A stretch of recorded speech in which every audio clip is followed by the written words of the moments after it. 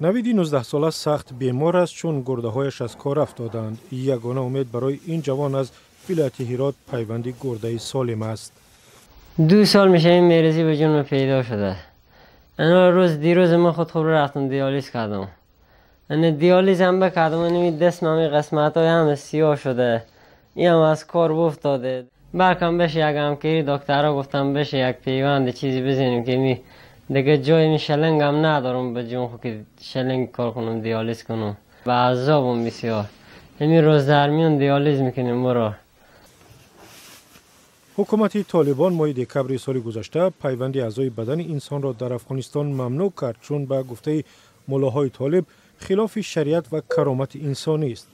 کریمه مادر نوید که یک گرده‌اش را به فرزند دیگرش داده است میگوید اگر طالبان قرارشان را بازنگری نکنند نمیداند با پسرش چه می شود.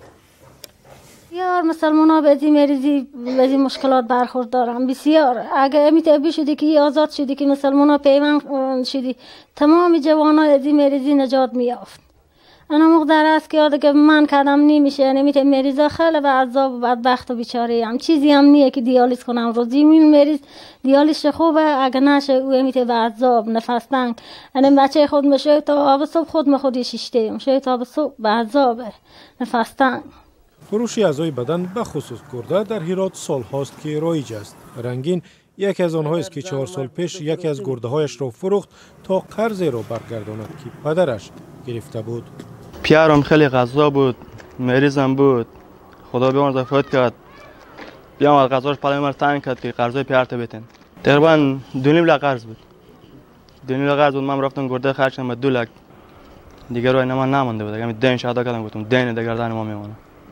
مانند رنگین صدها افغان دیگر از قشاقی و ناچاری گرده های خود را فروختند. در افغانستان همسایه با تاجیکستان بیش از نصف مردمش کم بیزات هستند و به گفته سازمان ملل غذای کافی برای خوردن ندارند. پیوند گرده در بسیاری از کشورهای اسلامی و دیگر نقاط جهان یک روش درمانی پذیرفته شده است. سازمان بین المللی تندرستی میگوید پیوند عضوی بدن یا اهدای آن گاهی یگانه راه نجات بیمار است.